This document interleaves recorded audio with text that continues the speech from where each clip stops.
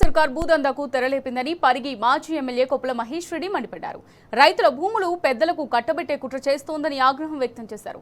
పరిగి నియోజకవర్గంలో 2 ఇండస్ట్రియల్ పార్కుల పేరుతో 2,000కు పైగా ఎకరాల భూసేకరణకు నోటిఫికేషన్ ఆందోళన కలిగిస్తోందన్నారు. మళ్లీ పేదల బతుకులో చిచ్చు పెట్టబోతోందని విరుచుకుపడ్డారు. దోమ మండలం బట్ల చిందారంలో ఇండస్ట్రియల్ పార్కుకు భూములు లాక్కోవద్దని రైతులు చేపట్టిన ఆందోళన కార్యక్రమంలో పాల్గొని వారికి సంఘీభావం తెలిపారు. రియల్ ఎస్టేట్ బిజినెస్ కోసం సీఎం రేవంత్ భూములు లాక్కుంటున్నారని విమర్శించారు. హైడ్రా ఫ్యూచర్ సిటీ ఇండస్ట్రియల్ కారిడార్ల పేరుతో భూములు లాక్కుంటున్నారని ఫైర్ అయ్యారు. రేవంత్ సర్కార్ చెబుతున్న పెట్టుబడులు కాగితాలకే పరిమితమయ్యాయని ధ్వజమెత్తారు. బీఆర్ఎస్ ప్రభుత్వ హయాంలో మోమిన్పేట్ మండలం ఎన్కతలలో 1000 ఎకరాల ప్రభుత్వ భూమిని పరిశ్రమల కోసం కేటాయించిందని గుర్తు చేశారు.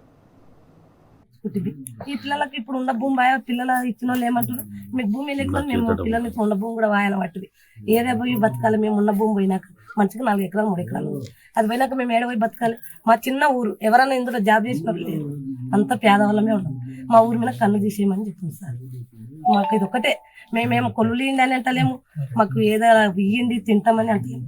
మా ఉన్న 2-3 ఎకరాలు మాకుంటే సార్ మేము ఏదో మంచిగా ఉంటాం కదా అని రోడ్కే కానీ మొన్న కొలిపిస్తే మేము వండి పెడితే తిండి పోయి మొత్తానికి ఎసరేసిరి. ఆ రోజే రోడ్కు మాకు ఇంత పూర్తి తెలిసి రోడే కొలని ఎక్కువ మా చెన్నెలకి జెండలే వాతని ఎక్కువ నేనే వండి పెట్టాలంటే కూడా ఇప్పుడు మొత్తం ఉన్న భూములు గుందుకుంటే మా పిల్లలు ఏమైపోవాలి? మేము ఏడుకోయి బతకాలి, మాకు కాళ్ళ నొప్పులు ఏడుకోయి బతుకుతాం. పోనీ హైదరాబాద్ పోయి బతుకుతామా, ముంబై పోయి బతకగలుగుతామా?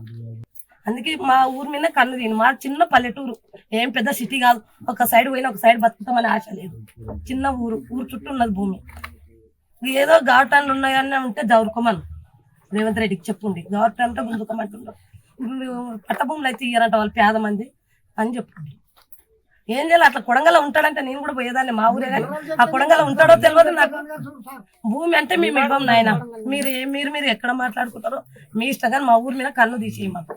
ఎక్కడ సిటీలో తీసుకోండి, పెద్ద పెద్ద ఊర్లు ఉంటాయి, ఒక గలీలో పోయినా ఒక గలీలో ఉంటది. ఇది చిన్న పల్లెటూరు. 2-3 ఉండరు, మంచికి 2 ఎకరాలు ఎకరన్నర ఇంటున్నది. ఇప్పుడు దున్నకాడికి మొత్తం ఆయనతో అవుతున్నది, ఏమి లేకుండా గంటే లేకుండా అవుతున్నది.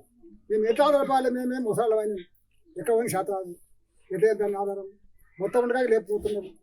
ఇదే మేము దీంట్లో ఆలోచన ఉన్నాం, ఇంకేం లేదు.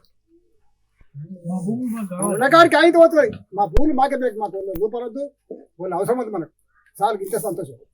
1 రూపాయి మాకొద్దు, మాకు భూమి అవసరం. మేము భూతాలు మేము అవసరం అయినాడికి బతికినాం, దాని మీదనే ఇంత ఏం చేసినామో అది చేసినా బతికినాం.